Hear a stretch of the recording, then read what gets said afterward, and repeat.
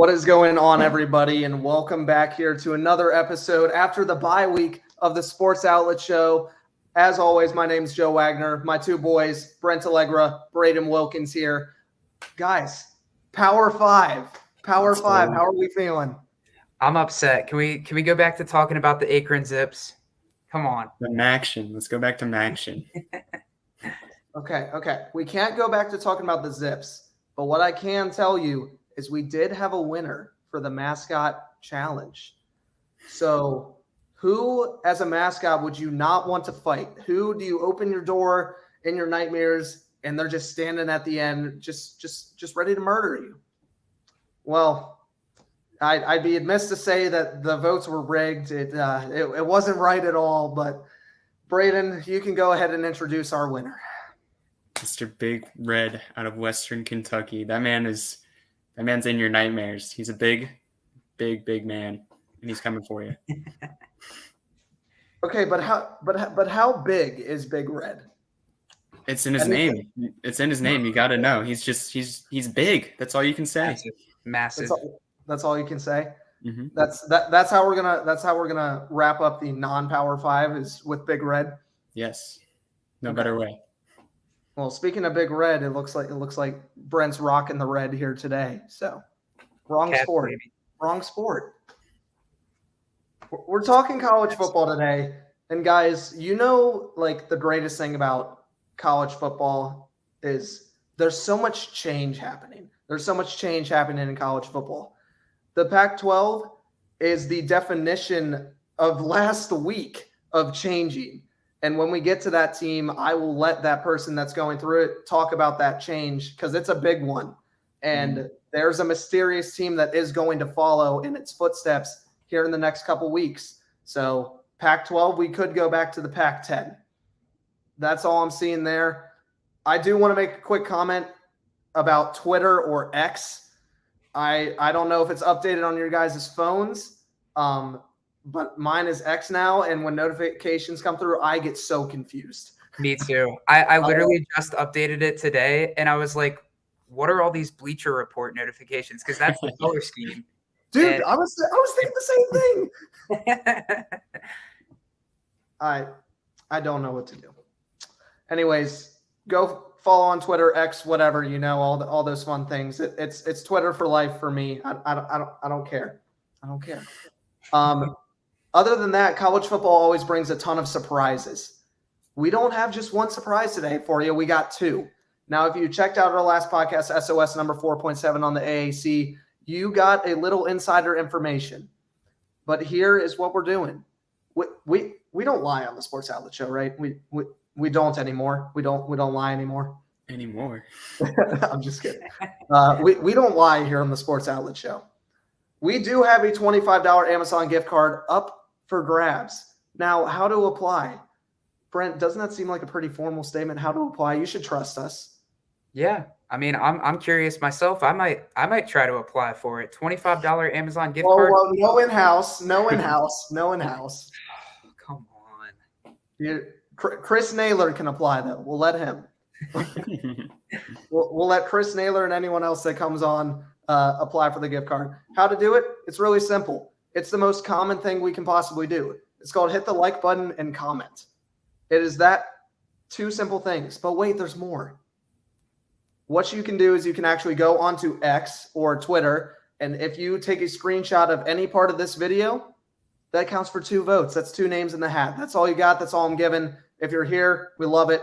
We love that you're here. We'll announce the winner on our next podcast when we hit the ACC, so plenty of time to get those in. Feel free to tell your friends. Tell your friends' friends. Tell your mom. Tell your dad. Tell your dog. I don't care. But let's get going.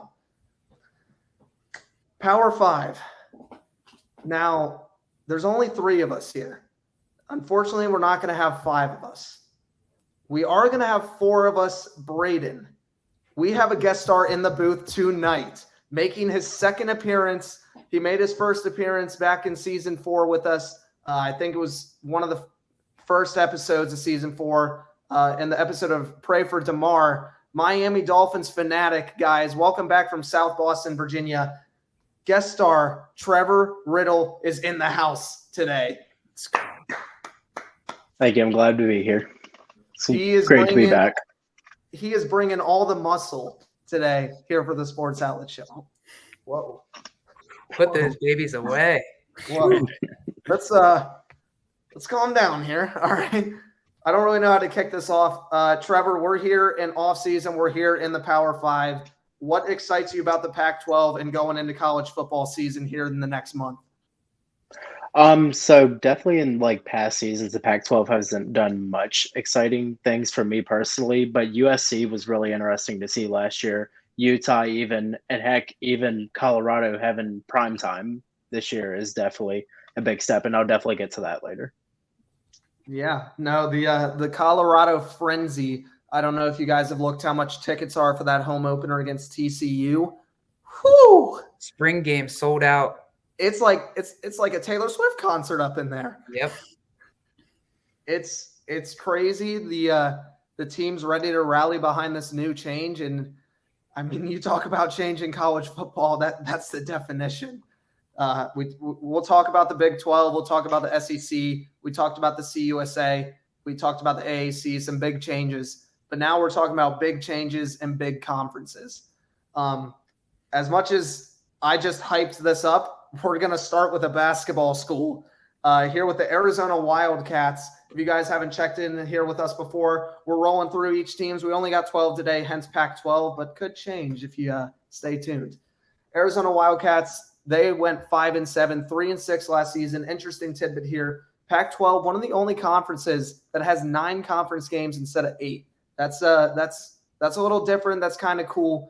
You're seeing a lot more actual Pac-12 action between these teams. Obviously, 5-7 is not good enough to make a bowl game for them. They have technically won the Pac-12. The Pac-12 has a really weird history with the Pac-10 and not having a championship game. Brett, Braden, and Trevor will dive into those as well, as I know there are a couple of these on here. But they last won the Pac-12 in 1993 in a 3-way tie, actually, with UCLA and USC all having 6-2 records in the conference. But the last time in the championship Pac-12 era that they actually entered the Pac-12 championship, their only appearance, they lost in 2014 to the Mighty Ducks of Oregon. Arizona is behind head coach Jed Fish, who's entering into his 3rd season. First 2 have been horrific at 6-18. I mean, I guess 5-7's improvement from 1-11. We talked about that last year as well. My thing here with Jed Fish, it's not about the head coach. Take the pressure off him. They have an offensive coordinator who's a household name that you guys might know there on the West Coast.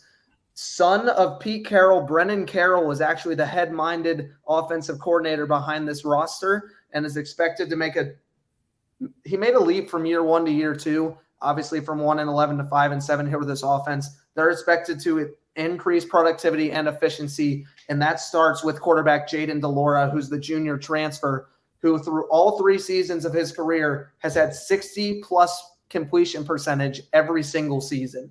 So he's completing the ball 6 times out of 10 on the daily in all 3 years. He had last year going into 2022, he had 3,685 yards, 25 touchdowns, 13 picks. That's a big number. They really are focusing on getting down this year into those single digits. He ran 4 in as well. He can use his legs when need be. My player to watch on offense, and this is the guy to watch for the Wildcats, is going to be senior wide receiver Jacob Cowing. He had 85 receptions, 1,034 yards, and 7 touchdowns last season. Those numbers are actually down in the yards and TDs in the department from 2021. That reception total went from 69 to 85, but that total from 21 to 22 on the yardage mark went down 300 yards, and the TDs was on the same average there at 7. So with Jaden DeLora coming in, 2nd year honing in on this offense, I expect Jacob Cowing to have an absolute phenomenal year and lead this Wildcat squad through the Pac-12. My player to watch here on defense is going to be Justin Flo. He's a redshirt sophomore transfer linebacker. That is a mouthful. He had 35 tackles, and 14 of those were solo in 2022. He is a transfer from well-known Pac-12 Oregon Ducks. And this is a guy who's got a chip on his shoulder, guys. He, in 2020, was a former 5-star recruit who was actually 11th overall in that class. Not at his position, not in his state, 11th overall in the class with a 99 rating. he's entering his third year now after redshirting in his first freshman year. He has not had a single sack in his career. That's a tidbit for the number 11 national player. Look for him to be able to get in the backfield, actually getting some starts here with the Wildcats, unlike he had the opportunity there in Oregon.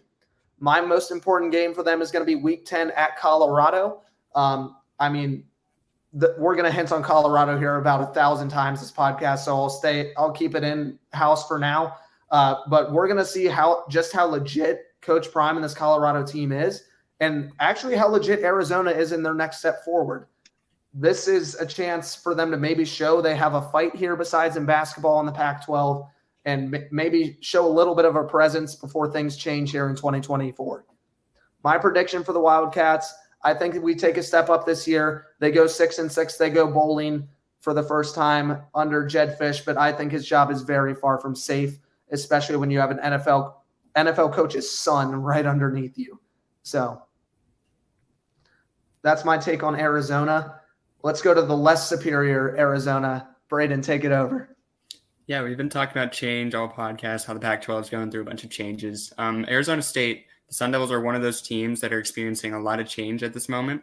Last year, they went 3-9, 2-7 in the conference. Obviously not good enough to make a bowl. They last won the Pac-12 South in 2013, in which they launched the conference championship game versus Stanford, 14-38. Their first change is their head coach. It's Kenny Dillingham. It's his first year. It's his first year as a head coach in general. He's been an offensive coordinator for Memphis, Florida State, and Oregon over various years. And like I said, this is his first time head coaching a team.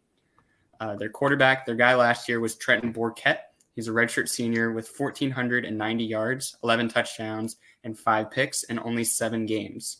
But they also brought in Drew Pine. He's a redshirt sophomore from Notre Dame. Last year, he threw for 21 yards, 22 touchdowns, and only 6 picks. So they got a little bit of a battle going on there at quarterback. Both are very solid options. Their running back is another change. It's a transfer from the Big Sky from Sacramento State. It's Cameron Scatabo. He's a running back. He's a junior. Last year, he had 1,372 yards, 7 touchdowns with 371 receiving yards and 3 touchdowns on the air. And this defense as well is totally revamped. After being one of the worst in the FBS last year, 7 of their 11 starters on the depth chart are transfers that weren't there last year, many of which have limited experience. And one of them is Shamari Simmons. He's a redshirt senior defensive back, transferred from Austin, PA. He had 58 tackles, 3 picks, and 4 pass deflections last season. So this team is brand new, and I think they have a very promising future with a few too many parts to mend together in order to be successful this season. That being said, their most important game is Week 13 versus Arizona. They're in-state rivals. They're taking on Arizona with a chance to prove that they could be the big brothers in the state for years to come. I just don't think they have the parts all put together, the chemistry mended together yet to be successful this season. I have them taking up a slight step up, going 4-8, and looking forward to the future. Yeah, when your top offensive guy to watch and your top defensive guy to watch is from Sacramento State and Austin, PA, that is a difficult way to find the positives, Braden. But you made me think they can possibly win 4 games. That's not pretty. Come on, I always root for the underdogs. Those small school guys, come on. Well, I mean, we were talking about the Zips to start the podcast. Absolutely. When's the last time they won more than a game? I don't know, but maybe this year. This year, I think the Zips have a good one in store. Okay, I'll eat my words here because we're about to pass along to Trevor about another team that only won 1 game. So take it. Yeah, of course, that team being the Colorado Buffaloes, not having a wonderful season at all last year. But hey, maybe things are looking a little bit brighter this year with Coach Deion Primetime Sanders. He's highly anticipated, of course, after leading Jackson State to a 12-1 record and a championship last year in the Southwestern Athletic Conference. Hopefully, Deion's going to help make some noise for these Buffaloes. And we obviously saw in the spring game they're selling out now. I used to see memes on Big Game Boomer of just joking about Colorado's attendance, I don't think that's going to be a problem at all this season. Nope. Not at all. I was looking at some of the ticket prices. I think the lowest for the home opener is about 170. So, of course, not cheap at all to go see primetime. As far as the quarterback goes, with JT Stroud transferring to Arkansas State, sophomore Owen McCown, who had minimum playing time last season with only 57 completions, 600 yards, and 2 touchdowns, as well as 2 interceptions. Taking 10 sacks is definitely going to have his work cut out for him this season with Colorado. My offensive standout player is junior running back Deion Smith. Last season, he had 83 carries with 393 yards, 2 touchdowns, as well as 11 receptions for 84 yards. We're seeing a little bit of a dual threat there, and I definitely think that can be something that Owen McCown can definitely utilize to its advantage. My defensive player to look out for this season was Josh Chandler-Samito. He's a linebacker, and he's also a senior. He had 96 tackles last season, with 64 of them being solo. He had 3.5 sacks, 1 interception, a pass defended. And, of course, that name may be a little bit recognizable because he was a standout player for WVU in 2021. So my game that is an absolute must for Colorado is going to be week 3 at home versus Colorado State. And I think this is a must win because, of course, they have a big stretch right after that playing the Oregon Ducks and the Trojans of USC. So obviously a win there in the Rocky Mountain Showdown could give Colorado that much needed confidence that they need after definitely being humiliated last season. Jeez. Week 3 at home versus Colorado State. Okay. I'm trying, dude. I don't even know how to break down this team. I'm doing the best that I can to break it down. Obviously, they do have a very rough past.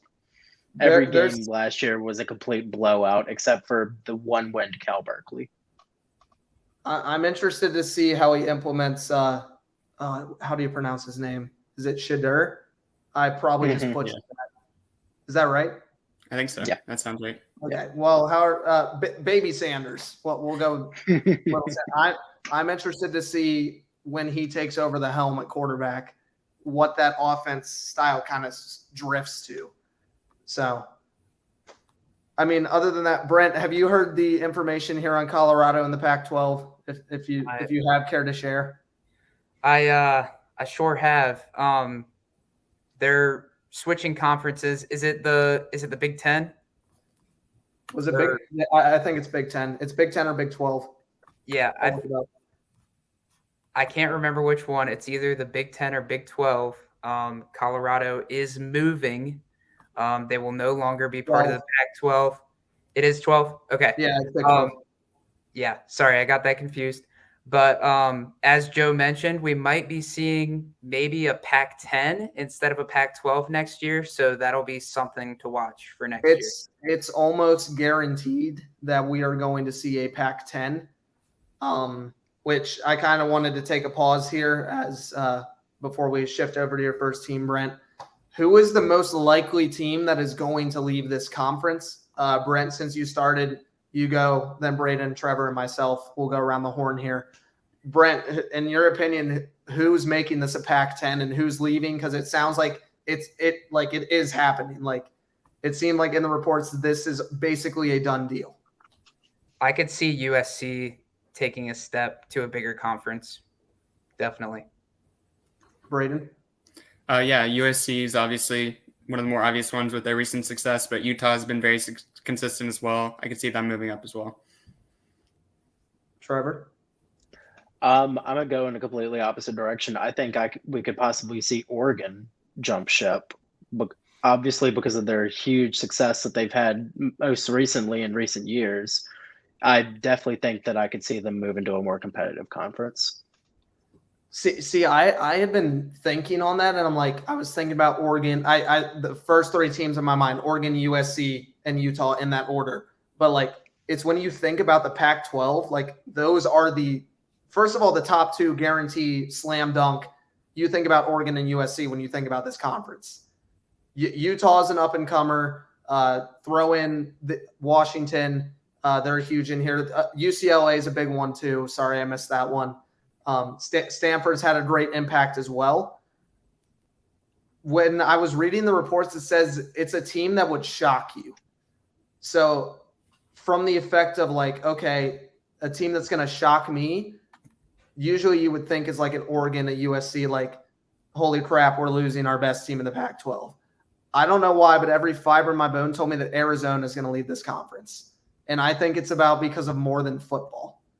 I think they might be trying to transfer into a better basketball conference. They've had great success in the past in baseball and softball. They've had huge success in soccer, just to name off a few sports. Other than that, I could see it being UCLA because they're around the horn as well. But my underdog pick would be for it to be Arizona. So I don't know. Not a football school. Stay tuned. Not every team is. Not every team is a football school, Brent. It's okay. It's not the ACC. That's fishing. 2008, 2009. Yeah. National champs. Hey, we'll talk about what Brent Pry's got cooking in the ACC. We're moving to the tree. Yeah, absolutely. I have the pleasure of talking about the Stanford Cardinal. One singular Cardinal. It's a tree. They unfortunately did not have the best of years in 2022, going 3-9 and 1-8 within the conference. I think it might be time to see if former quarterback John Elway has one more year left in him. They might need to get him back. The last time this team won the division was 2017, where they lost the Pac-12 championship to USC. That team was very much carried by Bryce Love, who was far and away one of the best players in college football that year, racking up over 2,000 rushing yards and averaging 8 yards per carry. He was ridiculous that season. At head coach, Stanford brought in Troy Taylor, who has never coached for the FBS level, but Stanford fans are hopeful because Taylor coached with Sacramento State. Braden mentioned there was a transfer from there. An FCS team who averaged 43 points and 500 yards per game last year. Stanford brought in Taylor to turn this offense around, and that's what he's going to try to do this season. Stanford also happens to play Sacramento State this year, so I thought that was pretty cool, a little revenge game action going in that one. At quarterback, since Tanner McKee left for some trash organization known as the Philadelphia Eagles, it leaves a lot of questions at the QB spot. A lot of people believed it would be Ashton Daniels, who got a lot of work in Wildcat and running formations last year, but it could also be Ari Patu, who is 6'4", 216 pounds, and also has mobility to go with his size. It could be a situation where we don't really know until kickoff week 1. My player to watch on offense is Benjamin Yorosek, who is one of the better tight ends in college football. He had 49 catches for 445 yards and a touchdown last year. He also added 1 carry for 50 yards. So pretty big rush there. The player to watch on defense is a linebacker transfer from FIU. His name is Gathan Bernadelle. He racked up 102 total tackles, including 57 solos, and added 1.5 sacks. It should be a pretty big addition to the defense. My game to watch is their rivalry game against Cal. It's a winnable game, and they're certainly going to need it if they're going to even sniff bowl eligibility. With that being said, we are in the Power 5 now, and this team just doesn't have enough firepower to hang with the big guns. I have them going 3-9 once again. That tree just keeps getting chopped down, Brent. Absolutely. They got some lumberjacks in there just jacking them up. I mean, that's what happens when you send your best quarterback to a trash organization like the Eagles. I know. mean, I it's just know. a downfall. It's just a I know. downfall. Okay, it's okay. He's definitely going to be starting over Jalen Hurts and Marcus Mariota, so it's okay. He'll get some experience. Maybe Shout he'll out come back. Marcus Mariota. Go watch quarterback on Netflix. Sorry. Agreed. Absolutely. Trevor, have you seen it yet? I've not yet. I've been waiting for it though. It got me. I've not had a chance. What's up? It Get ready. almost ahead. got me rooting for Kirk Cousins against the Giants in that playoff game. Dude, That's a lot. That's got to be some kind of show. I'll definitely check that out. no, Kirk Cousins stole that show. Mm-hmm. He did such a great job. He was The comeback with the Colts is awesome. Oh, chills. And I then, love that show. I love that his wife picks out his outfits for him. Yeah. That's just so funny to me.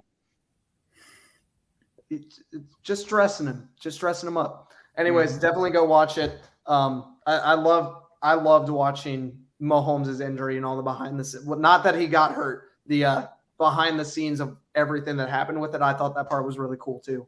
Yeah. So we're gonna shift here. Brent, what did you say was Stanford's game to watch again? Who was that team? It might be Cal maybe. Cal. So that is the next team. The California Golden Bears here at 4-8, 2-7. I'm gonna make the same joke. Let's see if Aaron Rodgers has got some years left. I mean, New York Jets or Cal Golden Bears. It's a coin flip here, guys. One's gonna be on Hard Knocks and is being trashed in the public image of so many things that we can talk about later. Chris, check your head coach. We'll move forward on with it here with Cal. Smart school to get into, just like Stanford. 4-8, 2-7. No bowl game appearance there for them. Obviously, they won quotations everywhere around the Pac-12.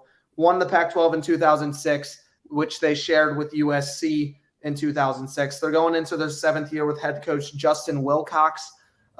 It's been mediocrity year after year after year after year. I can't think of a time where I go, ooh, Cal football.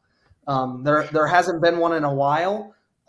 Could this be this year? Let's find out here real quick. They do have an interesting transfer here in redshirt sophomore transfer. That's such a mouthful. Redshirt sophomore transfer, Sam Jackson the 5th. He went 5 for 5 and 63 yards in 2022. Did not get a ton of playing time because he was backing up Max Duggan in TCU. So he was transferring. He actually might have even been the 3rd stringer. My player to watch is coming back in to his sophomore year, running back Jaden Ott. And yes, Jaden is spelled correctly on there. He had 170 carries, 897 yards, 11 total touchdowns, 8 on the ground. He has a little bit of Christian McCaffrey in him. 46 receptions, 321 yards, and 3 of those touchdowns of those 11 being through the passing game. My biggest thing is he did that as a freshman. I'm excited to see what he does as a sophomore personally. My defensive player to watch here for Cal is going to be Jackson Sermon. He's a senior linebacker. He was responsible for 104 tackles last season. 49 of those were solo. Impressive resume there. 3.5 sacks, 1 forced fumble, 1 pick, and 4 pass deflections. And here's the real thing that hits home for Cal. He was the only player, offense, defense, special teams, to be named to the All Pac-12 team last season. So he's definitely got the captain stripes coming on this year as the senior, his final season, to try and lead the Golden Bears here to victory. My game for them to watch is Week 6 at home versus Oregon State. Oregon State had a phenomenal season last year. They're looking to continue that progress here in 2023. But in my opinion, that progress or how Oregon State is playing doesn't matter at this time in Week 6 for them because this is a must-win because here are their next 4 games. Utah, USC, Oregon, and Washington State. That is brutal. They do have a bye. They do have a bye after Utah, but that is 4 games they are going to lose. More likely than not. I know college football. I know upset season. I know all that stuff. But on paper, they lose every single one of these games. It's going to be hard to recover from that. So must-win Week 6 game against Oregon State, who is still a tough opponent. Tough schedule there in the Pac-12 for them. I got them maybe taking a step up here at 5-7. I believe in Jaden Otten, Jackson Sermon, and I'm interested to see what the TCU kid can get done. I mean, it doesn't matter what position you were playing for. You played on a national championship caliber team, and you're learning from the best of the best at that level. You're going to pick up a few things here and there. I don't expect anything too magnificent, especially since he only threw 5 passes. But a highlight, he completed every single one of them. What else was he supposed to do? Well, interesting that my game to watch passes it over to the Braden, who's talking about the Beavers. Talking about Oregon State Beavers. We did not plan that, by the way. This has happened this way. So we've been talking about the Pac-12, Power 5, talking about better quality football.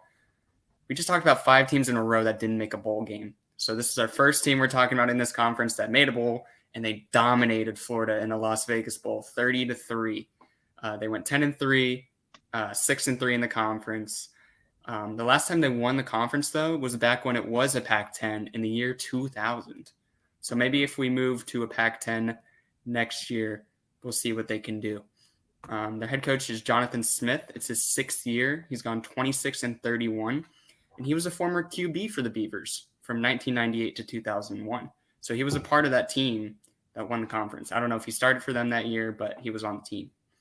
Their quarterback, I'm going to warm up my phonetics here by talking about Ben Gulbranson. That's all I got to say about him. He's a redshirt sophomore because he's making the way for, pardon the pronunciation, DJ Uwangalele, transfer from Clemson. Boom, baby. Nice. 2,521 yards, 22 touchdowns, and 7 picks. His best statistical year at Clemson, but he was shunned. He was thrown to the wolves after being overhyped and just being – people thought he was going to be a star. Way overhyped. After Trevor Lawrence came out, DJ Uwangalele was supposed to be the next Trevor Lawrence. He wasn't. But he's not terrible. He just struggles in those big games. And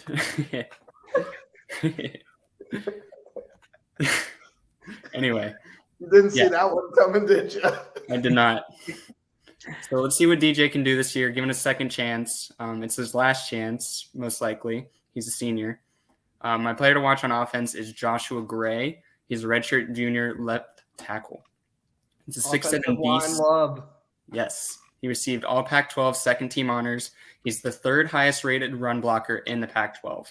And he is a key part in one of the premier O-lines in the country, paving the way for 196.5 rushing yards per game. So DJ might not have to do much. This team can run the ball. And to complement that, they're very strong running offense. They're very strong at stopping the run as well. They were a top 20 rushing defense in FBS last year, and they were the best in the Pac-12. But they did lose a couple of key guys. I'm going to talk about James Rawls. He's a redshirt senior defensive tackle. Only had 30 tackles, but 10 of them were for loss. So 1/3 of his tackles were behind the line of scrimmage. He had 1.5 sacks and 1 forced fumble. He should see a bit more workload with some of the key guys leaving and heading out. My most important game to watch for them is Week 13 at Oregon. It's another in-state rivalry game that ends a tough stretch for the Beavers to end the season. I've been going 7-1 to start the season, and then losing 3 of their next 5 and ending 8-4. 7-1 is a heck of a start. Mm-hmm. And then it gets difficult with a lot of the strong teams in the Pac-12 at the very Every end. team that we're going to start talking about from Oregon State down. Yeah. I'm upset that you didn't talk about Oregon State alum Isaiah Hodgins. Come on, how could you not mention Isaiah Hodgins? I thought, I'm sorry. Well, I'll just reiterate what Brent said earlier, is that we don't talk about trash teams on the podcast. Wow. Wow. No, but I do really like Oregon State this year. I liked them last year. I wouldn't be surprised.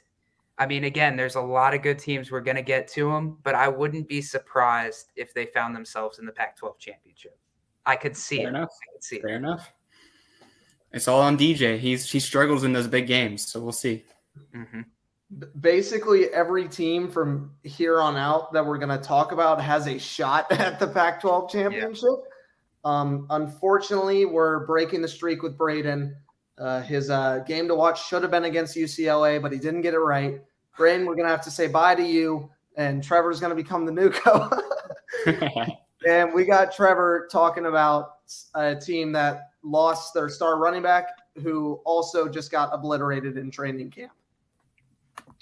Yeah, so of course that's going to be the UCLA Bruins. Not a terrible team last season. They went 9-4, and then they went 6-3 in conference play, and then that made them bowl eligible. So they lost the Sun Bowl in a very tight 37-35 game against the Pitt Panthers. That game was awesome. It was definitely something. Awesome. I had UCLA for most of the game, and it just didn't work out that way. Their most recent conference championship was in 1998, and their most recent appearance was in 2012 when they lost to Stanford. Of course, Chip Kelly is coming back for his 6th season with a 27-29 record. Not the best resume in the world. Of course, they're fly Eagles fly. So their quarterback for this season is going to be. I'm sorry.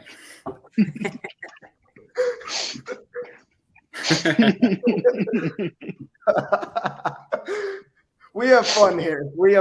It's not just football. Anyways, Trevor, keep going. So Ethan Garbers is going to be their quarterback for this season. He's a junior. Last season, he had 294 yards, 2 touchdowns, 2 interceptions, and he has very big shoes to fill after Dorian was drafted by the Browns in this year's draft. So it's definitely going to be interesting to see how Garbers steps up to the plate. But backing him, he does have a very good wide receiver with him in Keegan Jones. Now, I had to back check his stats because while I was looking at it, I was like, is this guy a running back? What exactly is he? Because he has some crazy stats. On the wide receiver side, he had 21 receptions, 222 yards, 3 touchdowns, and 1 carry for 52 yards. And like I was saying, he offers a very good dual threat option because last season he had 73 carries for 332 yards and 2 touchdowns. So that's as good as a dual threat comes. Just crazy Madden statistics on that side. My defensive player to look out for was Darius Musau. He's a linebacker. He's a senior. Last season, he had 91 tackles, 42 of them which were solo, and he recorded 1 sack. My big game for UCLA this season is going to be week 4 at Utah. And a win here against the explosiveness of Utah, which we saw last season, would be a huge win for the Bruins, and it would definitely set the tone for the rest of their season. With that being said, I have the Bruins going 9-3 next season. Trevor, I'm curious again who that game to watch was, because I just need to know real quick who that game to watch is. If I'm not mistaken, it is the University of Utah. Huh. Brent, you mind talking to me about the Utah Utes? Absolutely. I absolutely love Utah. One of my personal favorite teams in the Pac-12. Last year, they had an amazing season, going 10-4 and 7-2 within the conference. They ended up going to the Rose Bowl for the 2nd straight year. In 2022, barely losing to Ohio State, and in 2023, losing 35-21 against Penn State. So some heartbreakers the past couple years, but this team has to be satisfied with how well they've done recently. And that has to do a lot with the Utes being conference champions the past couple years. As Braden will mention, this team had USC had Caleb Williams calling them his daddy. USC. Sorry, I lost my train of thought there. But Caleb Williams was calling Utah his daddy. Sorry, that's what I was trying to say. Caleb himself claims that if he hadn't sustained a hamstring injury affecting his mobility, the outcome would have been different. But this Utah team was missing 4 of their key players in that game, including Brant Keithy, Van Fillinger, Tavion Thomas, and Chris Curry. This team used the next man up mentality and produced a beatdown. Absolutely making a statement, beating them 47-24. I mean, USC could have made the college football playoff if Utah didn't handle them. A very, very impressive performance on a big stage. They were a lock. Yeah, USC was a lock to make it, and then Utah crapped on them. Absolutely crapped on them. But a lot of Utah's success has to do with their head coach, Kyle Whittingham, taking this team from the Mountain West to a Power 5 conference in the Pac-12 and just taking care of business. He has posted a career record of 154-74, and this will be his 20th season with the team. Wow. So he's been around a while. Mountain West to Pac-12, he's been incredible. Additionally, quarterback Cameron Rising has been a key cog to the Utes' success. Last year, he had 3,034 yards, 26 touchdowns, and 8 picks. But this guy suffered a knee injury in that Rose Bowl, as I talked about. So we'll see how healthy he is entering his senior season. But the best player on this team is on the offensive side of the ball as well. And it's offensive tackle, excuse me if I butcher the name, Satoa Lomea. This guy is an absolute all-star and will be someone's starting right tackle or guard next year at this time in the NFL. And the best position group of this Utah team is probably the secondary. It is headlined by star All-Pac-12 recipient safety Cole Bishop. Last year, he led the team in tackles with 83, had 3 pass deflections, a pick, and 1.5 sacks. I have the Utes' key game as Week 10 at Washington or Week 7 at USC. The Utes have to win one of the 2 massive road games, or it'll be really, really hard to get into the Pac-12 championship.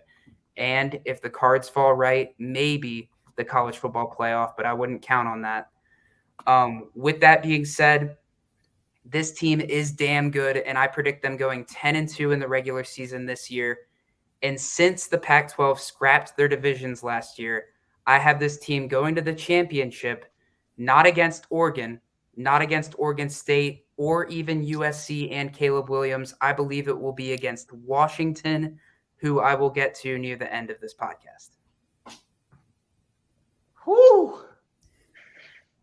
So they'll be going back. He's feeling hot. They'll be going back to that Pac-12 championship. He's feeling hot. Yeah, I like the point you brought up about scrapping the divisions. I love the idea of it for this conference. So you guys know how at the end of every podcast we like go through that thing with our predictions and all that with on the Google Doc. I didn't make one today because of how similar some of these records are, and there's too many tiebreakers. Yeah. We'll get down to that business here in a minute. It's like you're talking about one team that can be in the Pac-12 championship to another team that can be in the Pac-12 championship. 2022. We're talking about the Mighty Ducks. We're talking about Oregon Ducks here. 10-3, 7-2 last season there for Oregon. Hey, my first team that made a bowl game. They defeated UNC 28-27 in the San Diego County Credit Union Holiday Bowl. Again, another mouthful there. Not sure why UNC versus Oregon was in the Holiday Bowl, but I mean, they put on an absolute contest where they did. Last time they won the Pac-12 was during the COVID year in 2020. They also won in 2019, so nobody can say it was a fluke year for them in 2020. They're here in their second season behind head coach Dan Lanning, obviously, who has a 10-3 tenure there with the Oregon Ducks. When you think about the Oregon Ducks, there's one name that comes to mind. It's the Auburn legend, the Auburn super hyped that got thrown to the Ducks, if we're talking a little bit about DJ here with the Beavers. 2 Oregon quarterbacks that have a name to make for themselves, and sure as heck Bo Nix did that last season, throwing for 3,595 yards, 29 touchdowns, and somebody that was known to throw a handful of interceptions, knocking that down to just 7 was huge for Bo Nix in his 3rd season transition. That was his first year out of getting out of the SEC, out of transferring out of Auburn, and Bo Nix had a huge year in the Pac-12. My player to watch here on offense for the Ducks is going to be junior wide receiver Troy Franklin. He had 61 receptions, 891 yards, and 9 touchdowns for the Ducks last season. He's looking to be Bo Nix's number 1 weapon coming up this season in 2023. My guy to watch on defense here is a senior defensive end, Brandon Dorius. He had 39 tackles, 19 of those were solo, and 2.5 sacks in the backfield last season. My game to watch for the Oregon Ducks, it was really, really difficult for me to go through these. I mean, you could list any game on there. But in my opinion, it has to be Week 10 at home versus USC.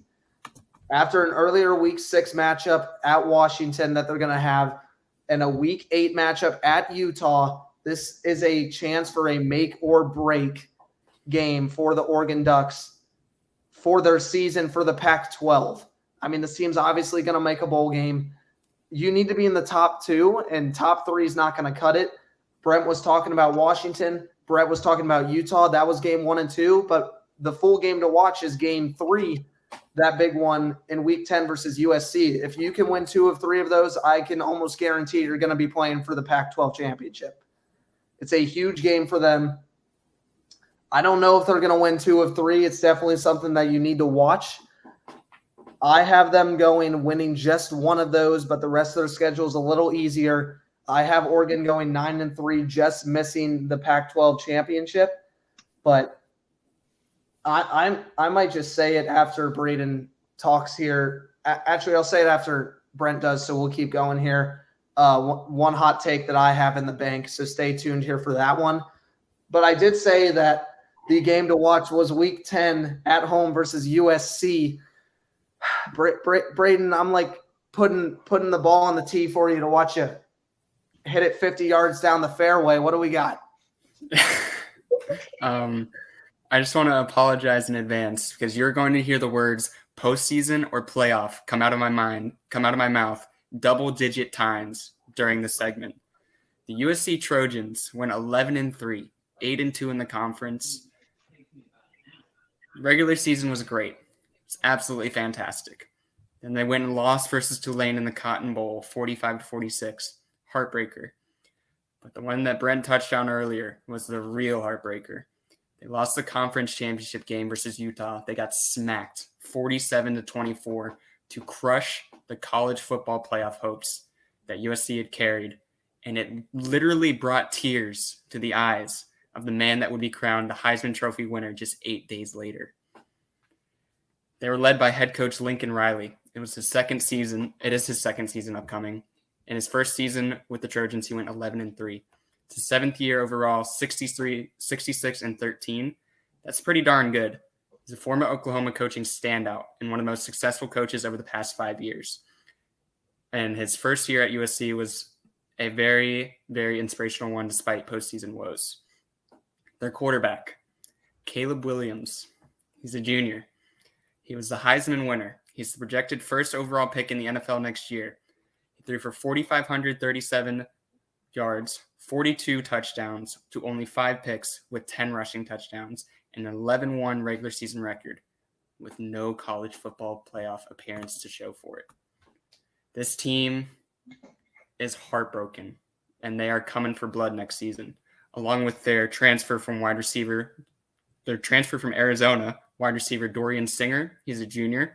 He defected from Arizona after catching 1,105 yards on 66 catches with 6 touchdowns. And he's hoping to get some of that Jordan Addison love that he got from Caleb Williams last year. On defense, this defense has been completely revamped to keep up with the high-flying offense. The defense wasn't great last year. So during the offseason, they took advantage of the transfer portal buzz for a CFP hopeful team, including some neighbors from Arizona Christian Roland Wallace is a redshirt senior. He's a cornerback. He had 58 tackles with 6 pass deflections and 2 forced fumbles. The most important game, I'm sorry to knock off the trend again. It's not going to be the next team on our list. It's week 9 versus Utah.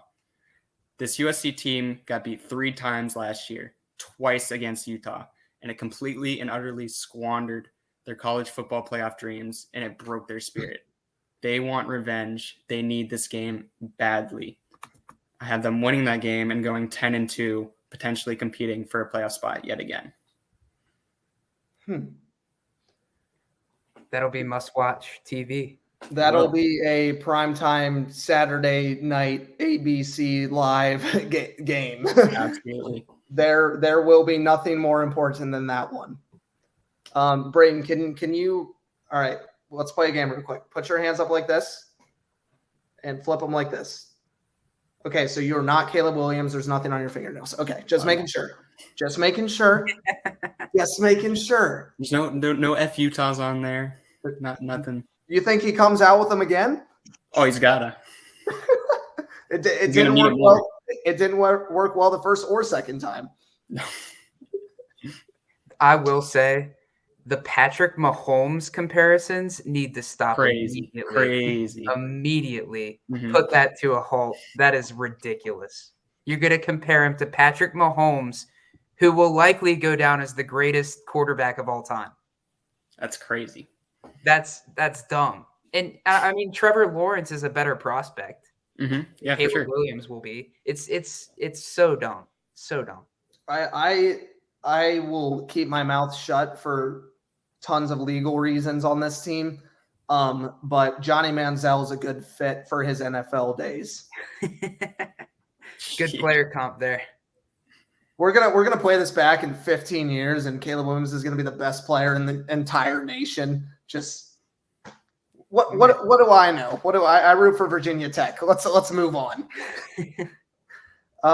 Speaking of Virginia Tech, Trevor, you get to talk about another team that debatably could make the Pac-12 ship if they get some work in here. Tell me about Washington State. Yeah, so speaking on the Virginia Tech spectrum, this was a team that I had never heard of until I went to the college game day game with Virginia Tech against Clemson, and somebody just sitting in the back waving a Washington State flag. Somebody's always there. And I tapped my dad, and I'm like, why? Why is he doing that? And he said it's just a thing. And I did a little bit of research. Definitely a thing. Last season, the Cougars went 7-6 and 4-5 in conference play. That did make them bowl eligible. However, they probably, looking back on it, wish they wouldn't have been after they were blown out by Fresno State 29-6 in the Jimmy Kimmel LA Bowl. In 1997, they were the co-champions with UCLA, and that was the last time they were champions of the conference. Their team this season is being led by head coach Jake Dickert, who has a 10-9 record, even though this is only his second season because he took over for the remainder of the 2021 season after Nick Rolovich was fired for not complying with the vaccine mandate. So 10-9 for being a second season coach, not something you typically hear of. Their team this season is going to be led by junior quarterback Cameron Ward, who last season had 3,231 yards and 23 touchdowns with 9 interceptions. So not bad stats. He's definitely going to be leading Washington State to some good things this season, and especially with a player that I thought was 100% going in the draft last year, Nakia Watson, the running back, who had 769 yards last year on 144 carries for 9 touchdowns with 0 fumbles. My defensive player that I have said that we should look out for this season is Jaden Hicks, a sophomore defensive back with 75 tackles, 45 of which being solo. He had 6 passes defended last season and a sack, a fumble, recovery, and as well as a pick. So definitely a lot to be looking out for from the Cougars this year. That being said, my games to look out for, because I couldn't decide on one, because both of these games to me are equally as important, and that's week 6 at UCLA or week 8 at Oregon. definitely two must-haves, especially if they want to keep their shot at the Pac-12 championship alive. Even with those things, I have them maintaining a 7-5 record this year. There's usually more excitement about Washington sports going on around today. I heard an owner got fired. We need Chris on here to talk about that. I think that's the wrong Washington there. No. Oh. I thought we were talking about NFL. It starts on Thursday. That's totally my fault. Washington State's in DC, right? Right. So it's Washington Probably. State, like the state of Washington. So that's up there. Oh, okay. That makes more sense. They're the people that it's 6:58 at right now. Okay. So we're good. We're good on that one. Okay. For the Starbucks people. Anyways, let's talk. Brent, this is your segment. Let's talk about Washington. I don't know. I don't know anymore. So this team's in DC, right? Right? Wait. No, they're the Huskies, so they're in Connecticut. Oh, okay, got you. Right. Ending on more of a high note, I have the pleasure of talking about a team that I believe to be the best in the Pac-12, and that's the Washington Huskies. Last season, this team ended their year with a bang, winning their last 7 games and taking home a final record of 11-2 and going 7-2 within the conference.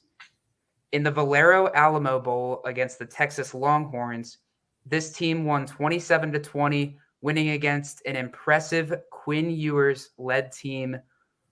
Although I think it is important to note, Bijan did not play in that game. It could have been what Texas needed to sneak out a win in that one. But the last time this team won their division was 2020. But as y'all know, that year, Washington did not have enough players to play in the Pac-12 championship due to COVID. Another thing about Washington's season last year is that they had a first-year head coach in Kalen DeBoer.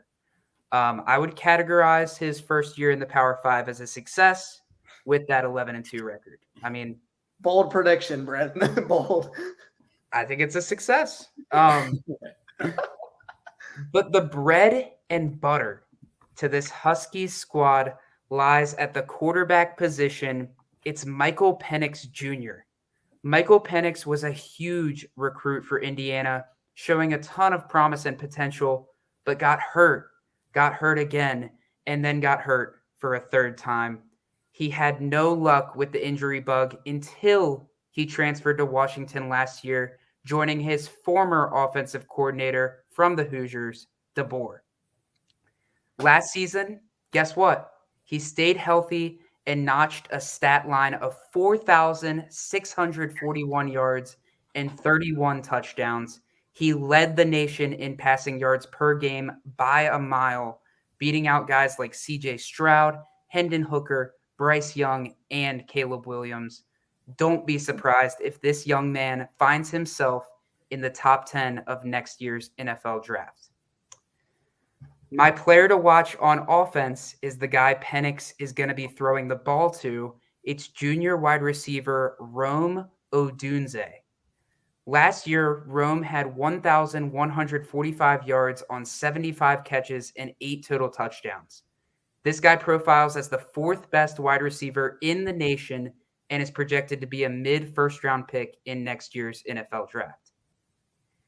If you guys weren't entertained enough with the talent on this roster, look no further than Braylon Trice, another man that will most likely find himself in the first round of next year's NFL draft. The 6'4", 247-pound junior edge rusher racked up 39 tackles and 10 sacks in his sophomore season last year. He is currently the 4th best defensive end in college football, according to NFL Draft Buzz. My game to watch is Week 10 versus Utah. Of course, the game against Oregon in Week 6 is a massive deal, but that's coming off a bye week with time to prepare, and it's at home. Additionally, the USC game in Week 9 at USC is big, but it's losable as long as Washington takes care of business versus Utah the following week. If Washington is as good as this roster says it is, they can win 2 or all 3 of these games and still make that Pac-12 ship. In doing so, I believe this team beats Utah in the championship and gets a bid to compete for the college football playoffs. It's a year of destiny for these Huskies. I have them going 12-2, losing in that first round, likely to the 1 or 2 seed. Oh, baby. There's 4 first-round NFL prospects on this team. 2 defensive ends, Michael Penix and Rome Odunze. 4 first-round guys. Brent, you talked about Michael Penix being a top 10 NFL draft pick. He was also top 10 in something last year at number 8. He was the number 8 in Heisman voting. He obviously didn't get the invite to the ceremony, not being in the top 4. But I wanted to wait till you said his name. This might not even be that hot of a take.